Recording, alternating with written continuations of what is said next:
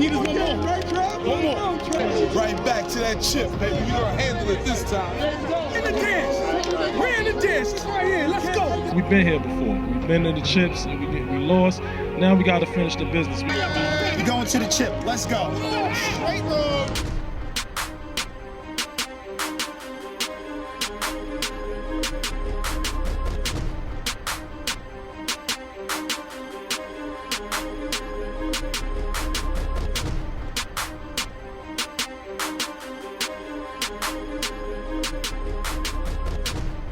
It's gonna be fun, you know what I'm saying? I love it. You can't be scared. It's the championship. You can't be scared.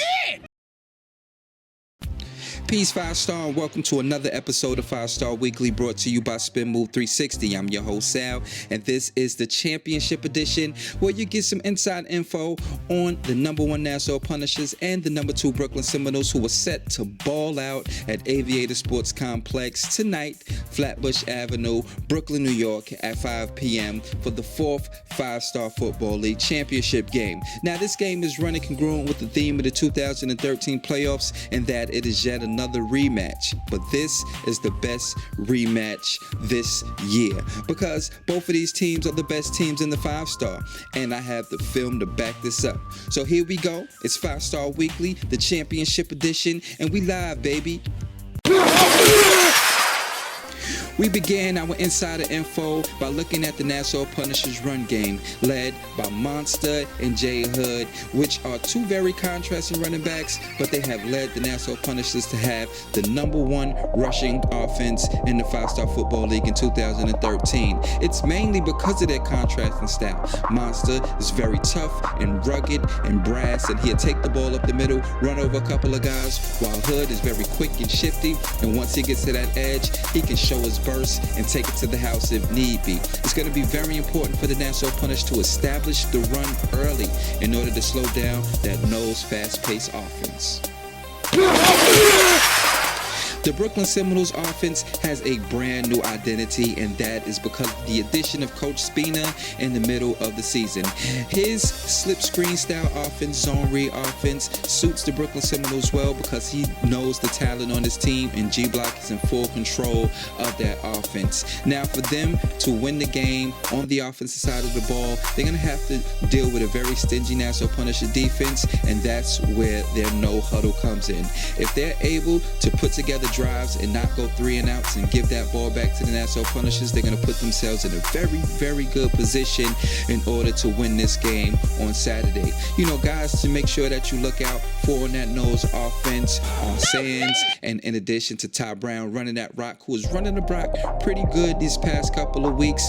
Something that I think that the nose wasn't going to go back to, or is running the ball, but he is very effective in that zone read scheme that Spina has implemented, and you also have to watch out for Mike Sepp and Lenny out there on the edges. One of the most intriguing matchups of the evening will be that Nassau Punishers front 5 going up against the Brooklyn Seminoles front 4, one of the best front 4s in the league, led by Wendell Bates and G. Those guys are very effective getting to the quarterback.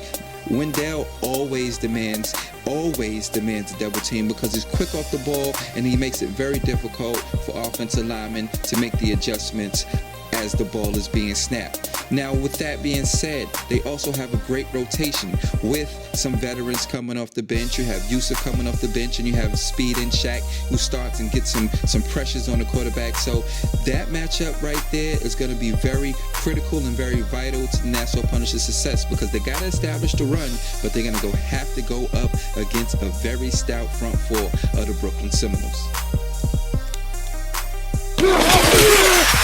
Now, on the other side of the ball, the Brooklyn Seminoles front 5 are going to have to deal with that 3-4 of the Nassau Punishers, where Coach Mike Walks has his D-line rotating 3 guys in and out, in and out, in and out, and he has the depth in order to do it. So the key for the Nassau Punishers is to put the pressure on those guys, to limit them to 3 downs and out, but that offensive line of the nose cannot get tired, because fresh bodies for that defensive line of the Nassau Punishers will be coming in, rotating very quickly, and fresh bodies against tired legs is a bad thing. So we're going to see exactly how this matchup adds up. You know, they have Big Ox, they have Grubbs, and they have Evan, the extra point over there with the Nassau Punishers, but they're going to have to go up against a very good offensive line for the Brooklyn Seminoles. We got a chance to speak to Evan Dent, the extra point, in regards to a comment made by Brooklyn Seminoles starting and newly acquired center Evan. Holding down that center position really solidified that offensive line with you up there.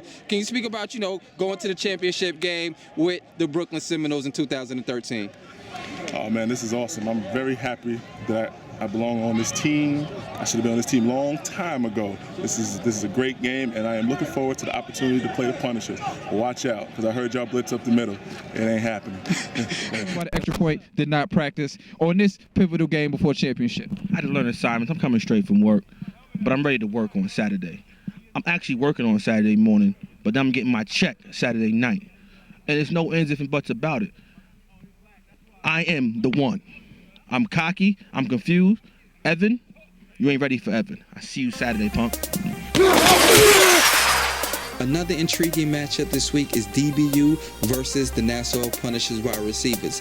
The Nassau Punishers have great wide receivers in Rome, Ivy, and Ramos. However, DBU hosts the #1 corner in the league, Bishlaw. They have Gabe over there, they have Dre over there, and one of the best safeties in the league in Deuce. And coming off the bench, the unsung hero of this defense and the guy that you must watch out for is number 30, Shaq, who comes in, he can play linebacker, drop back to safety, but he gets picks just like the rest of those guys. So the DBU are going to put very much pressure on young quarterback Cal Sweeten to make the right reads, and it's very important that he makes the right reads, because if he doesn't and he slips up just a little bit, they will take advantage of that and create turnovers. Ramos, you have a real tough task this week. You're going to have Bish, one of the best cornerbacks in this league, lining up over you, giving you some bump and run, some good action out there coming this weekend for you. How are you going to be able to step up to this challenge to help your team get this victory on Saturday? I look forward to the challenge, but I'm just going to play my game and make it happen however I can.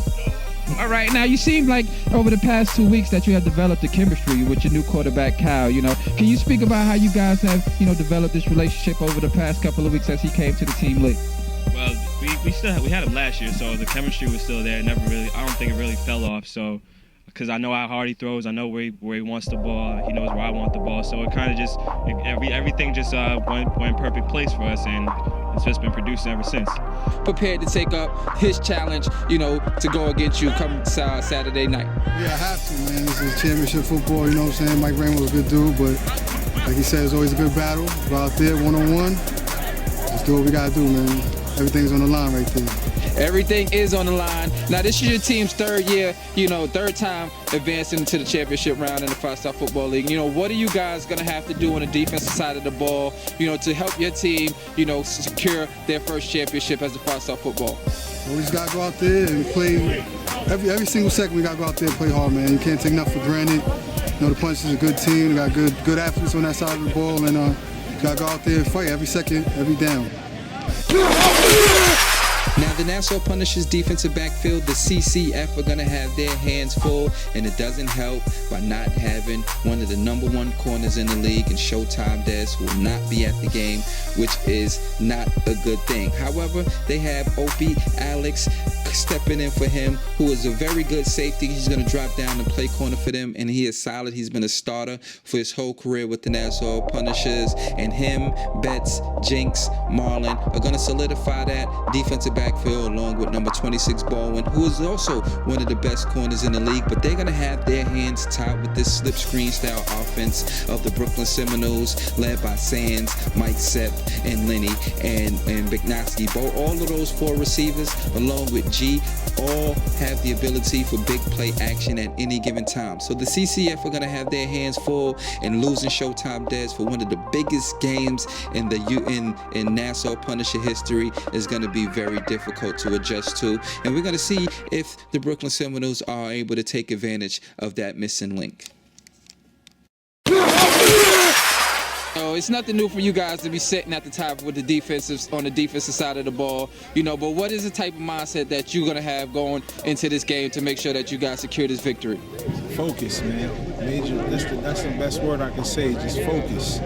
We try to come in and just give 3 and outs the whole game, man. We don't want them getting 1 yard, man. We so hungry right now, it's just crazy. I mean, they're gonna have to run for their money, man. It's gonna be a real tough game for them, man. We're not playing this shit. We're trying to put the Falcons in the bag, put the Tribe in the bag, put the Punishers, whatever it is, in the bag. Shake them up, boom, beat the shit out of them. That's it, straight like that. We try to treat them like a punching bag.